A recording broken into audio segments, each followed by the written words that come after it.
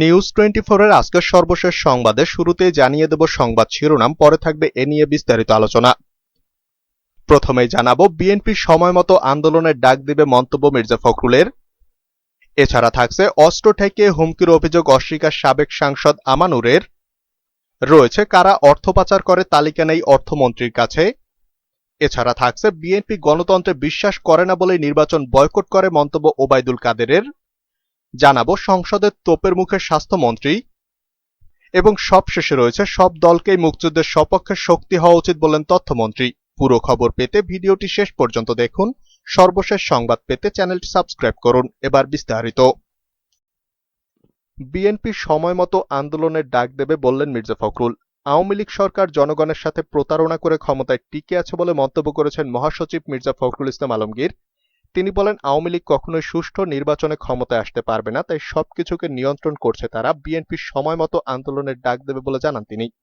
আজ সোমবার দুপুরে জাতীয় প্রেস ক্লাবে জিয়াউর রহমানের 40তম মৃত্যুবার্ষিকী উপলক্ষে ডক্টরস অ্যাসোসিয়েশন অব বাংলাদেশ ড্যাব ঢাকা আয়োজিত আলোচনা সভায় তিনি এসব কথা বলেন। ফখরুল বলেন, এই সরকার জনগণের সবচেয়ে ক্ষতি করেছে। ডিসি-এসপিরা বক্তব্য দেয় সরকার তারা বানিয়েছে, এই সরকারের অধীনে কোনো সুষ্ঠু নির্বাচন হবে না, কোনো দেশ তা করে দিয়ে যাবে না, তা করবে বিএনপি এবং তার অঙ্গ সংগঠন। 2018 সালে নির্বাচনে গিয়ে ভুল করেনি।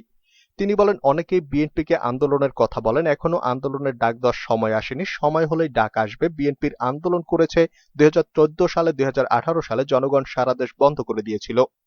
আয়োজক সংগঠনের সভাপতি হারুন আল রশিদের সভাপতিত্বে সভায় অন্যান্যদের মধ্যে উপস্থিত ছিলেন ডাক্তার মাজারুল ইসলাম দোলন, doctor Mohammad Sirajul Islam, doctor Abu Hena, doctor Abul Hasan, সাবেক ছাত্রদল নেতা সেলিনা সুলতানা প্রমুখ। হাটহাজারীতে সহিংসতার মামলায় হেফাজত নেতার 5 দিনের রিমান্ড। হাটহাজারীতে সহিংসতার 2 মামলায় জিজ্ঞাসাবাদের জন্য হেফাজত ইসলামের এক নেতার 5 দিনের রিমান্ড মঞ্জুর করেছেন আদালত। আসামির নাম আমিনুল ইসলাম। আজ সোমবার চট্টগ্রামের জুডিশিয়াল ম্যাজিস্ট্রেট জয়ন্তী রানী রায় শুনানি শেষে এই আদেশ দেন। রিমান্ড মঞ্জুর হওয়া আমিনুল হেফাজতে ইসলাম হাটহাজারী পৌরসভা শাখার দাওয়া বিষয়ক সম্পাদক। গত 27 মে তাকে ফটিকছড়ি থেকে গ্রেফতার করে পুলিশ। চট্টগ্রাম জেলা কোর্ট পরিদর্শক হুমায়ুন কবির প্রথম আলোকে বলেন, হাটহাজারী থানার 2 মামলায় আসামি আমিনুল ইসলামকে জিজ্ঞাসাবাদ করতে 14 দিনের রিমান্ডের আবেদন করা হয়।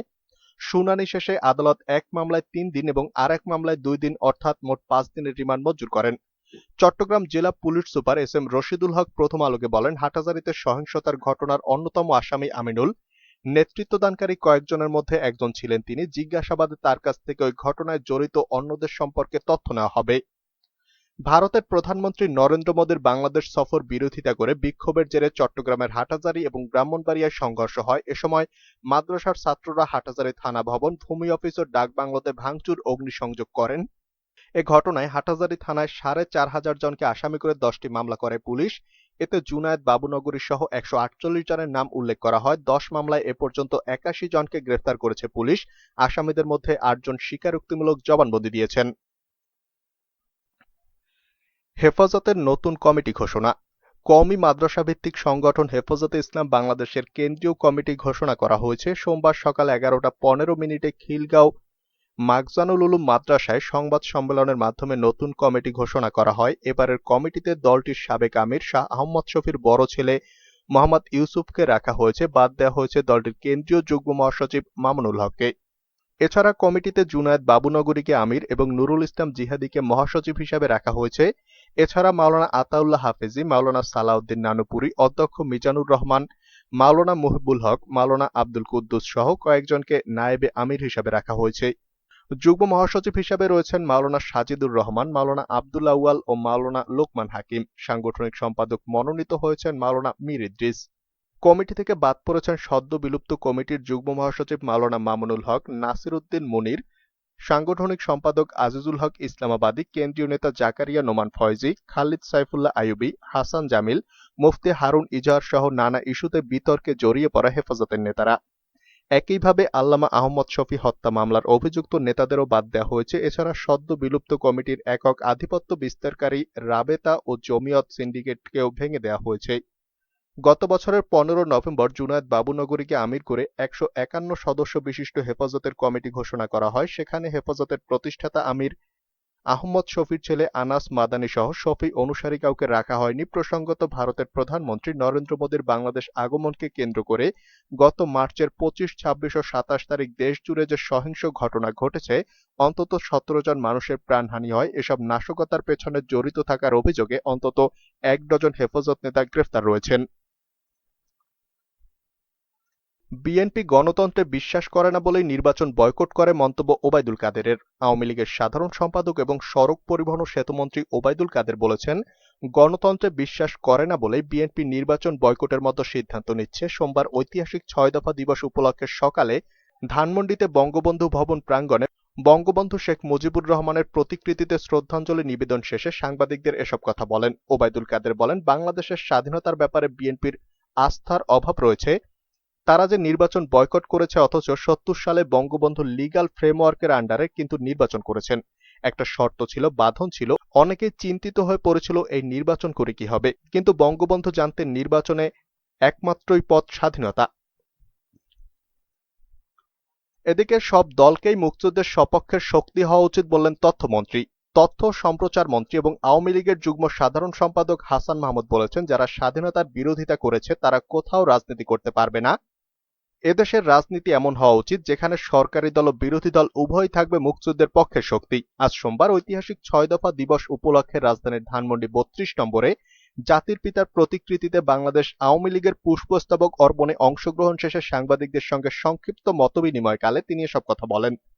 মন্ত্রী হাসান বলেন, দুঃখজনক হলেও সত্য, আজ স্বাধীনতার 50 বছর পরও স্বাধীনতা বিরোধী অপশক্তি যারা বাংলাদেশের স্বাধীনতা চায়নি তারা এখনো এদেশের রাজনীতি করে। আর বিএনপির মতো একটি বড় দল সেই স্বাধীনতা বিরোধীদের সঙ্গে নিয়ে রাজনীতি করে, তাদের দলেও স্থান দেয়। কারা অর্থ পাচার করে তালিকা নেই অর্থমন্ত্রীর কাছে। বাংলাদেশে কারা অর্থ পাচারের সঙ্গে জড়িত সে সংক্রান্ত কোনো তথ্য অর্থমন্ত্রী আহম মুস্তফা কামালের কাছে নেই। বিরোধী দল বা কারো কাছে এ ব্যাপারে কোনো তথ্য থাকলে তা জানাতে অনুরোধ করেছেন তিনি। আজ সোমবার সম্পূরক বাজেটের উপর আলোচনায় বিরোধী দলীয় সদস্যরা অর্থ পাচারের প্রসঙ্গ তুললে তিনি এমনটা জানান। অর্থমন্ত্রী বলেন, কারা দেশের টাকা নিয়ে যায় সেই তালিকা আমার কাছে নেই। পাচারকারীদের নামগুলো আমাদের দেন, তাদের ধরা আমাদের জন্য সহজ হবে। তিনি আরো বলেন, এখনো পাচারকারীদের অনেকেই জেলে আছে, বিচার হচ্ছে। আগে যেমন ঢালাওভাবে চলে যেত এমন তেমন নেই।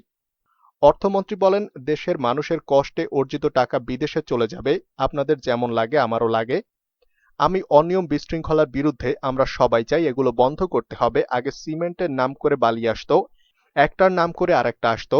আন্ডার ইনভেন্সিং, ওভার ইনভেন্সিং আগের মতো হয় না। একদম বন্ধ হয়ে গেছে বলবো না, পত্রপত্রিকায় দেখতে পাই না। অস্ত্র ঠেকিয়ে হুমকির অভিযোগ অস্বীকার সাবেক সাংসদ আমানুরের। টাঙ্গাইলে তপন রবিদাস নামের এক ব্যক্তিকে পিস্তল ঠেকিয়ে হত্যার হুমকি দেওয়ার অভিযোগ অস্বীকার করেছেন সাবেক সাংসদ আমানুর রহমান খান। আজ সোমবার টাঙ্গাইল প্রেস ক্লাবে সংবাদ সম্মেলন করে অভিযোগটি মিথ্যা ও বানোয়াট দাবি করেন আওয়ামী লীগ নেতা ফারুক আহমেদ, হত্যা মামলার এই আসামি। একই দিন টাঙ্গাইল প্রেস ক্লাবে পাল্টা সংবাদ সম্মেলন করে আমানুর রহমানের বিরুদ্ধে টাঙ্গাইলে আবারও সন্ত্রাসী কর্মকাণ্ড শুরু করার অভিযোগ তুলেছেন প্রয়াত ফারুক আহমেদের স্ত্রী নাহার আহমেদ। তিনি আমানুরকে গ্রেফতার করার দাবি জানিয়েছেন। সংসদে তোপের মুখে স্বাস্থ্যমন্ত্রী। স্বাস্থ্য খাতের নানা অনিয়ম, দুর্নীতি এবং প্রথম আলোর জ্যেষ্ঠ সাংবাদিক রোজিন ইসলামকে হেনস্থার ঘটনায় সংসদের তোপের মুখে পড়েছেন স্বাস্থ্যমন্ত্রী জাহিদ মালেক। তবে এ নিয়ে তিনি কোনো কথা বলেননি। এসব প্রসঙ্গ এড়িয়ে করোনা মোকাবেলায় বাংলাদেশ সফলতা দেখিয়েছে দাবি করে মন্ত্রী বলেন, দেশের মানুষ জীবনযাত্রা স্বাভাবিক রয়েছে। সোমবার জাতীয় সংসদে 2020-21 অর্থবছরের সম্পূরক বাজেটের উপর আলোচনায় ও ছাঁটাই প্রস্তাবের উপর আলোচনায় অংশ নিয়ে ক্ষোভ প্রকাশ করেন সংসদ সদস্যরা। এ সময় প্রধানমন্ত্রী শেখ হাসিনা উপস্থিত ছিলেন। জাতীয় পার্টি চেয়ারম্যান ও সংসদের বিরোধী দলীয় উপনেতা জি এম কাদের বলেন, যারা পুকুর চুরি করেছেন তারা বেরিয়ে যাচ্ছেন, যারা এসব প্রকাশ করছেন তারা নানা সমস্যার সম্মুখীন হচ্ছেন। অনুসন্ধানী সাংবাদিকতার জবাবদিহি নিশ্চিতে কাজ করে। সাংবাদিকদের এটুকু সুযোগ দেওয়া সমাজের দায়িত্ব। আলোচনায় অংশ নিয়ে বিএনপির সংসদ সদস্য হারুনার রশিদ বলেন, স্বাস্থ্য মন্ত্রণালয়কে ঢেলে সাজাতে হবে, এটা সংস্কার করতে হবে। বাংলাদেশের স্বাস্থ্য মন্ত্রণালয় দুর্নীতির ডিপো। এই দুর্নীতি কিভাবে সংস্কার করবেন এ ব্যাপারে আমাদের সুস্পষ্টভাবে জানাবেন স্বাস্থ্যমন্ত্রী। তিনি বলেন, স্বাস্থ্য বিভাগ সত্যিকারভাবে আজ ভারত নির্ভর হয়ে গেছে। এতে বিলিয়ন বিলিয়ন ডলার ভারতে চলে যাচ্ছে। যদি আমরা সত্যিকার অর্থে স্বাস্থ্য বিভাগকে ঢেলে সাজাতে পারি, সংস্কার করতে পারি, তাহলে বিদেশের স্বাস্থ্য খাতে যে ব্যাপক টাকা চলে যায় তা যাবে না। 24 ঘন্টায় করোনায় কমেছে মৃত্যু, ফের বেড়েছে শনাক্ত। দেশে গত 24 ঘন্টায় করোনায় নতুন করে আরও 30 জনের মৃত্যু হয়েছে। এ নিয়ে দেশে করোনায় মোট মৃত্যুর সংখ্যা বেড়ে দাঁড়ালো 12,869 জনে। একই সময় নতুন করে শনাক্ত হয়েছেন 1,970 জন। মোট শনাক্তের সংখ্যা হল 8,12,960 জন। আজ সোমবার স্বাস্থ্য অধিদপ্তরের করোনা বিষয়ক নিয়মিত সংবাদ বিজ্ঞপ্তিতে তথ্য জানানো হয়। এর আগে গতকাল রবিবার দেশে করোনায় 38 জনের মৃত্যুর খবর দেয় স্বাস্থ্য অধিদপ্তর। এছাড়া 1,676 জনের করোনা শনাক্তের কথাও জানানো হয়।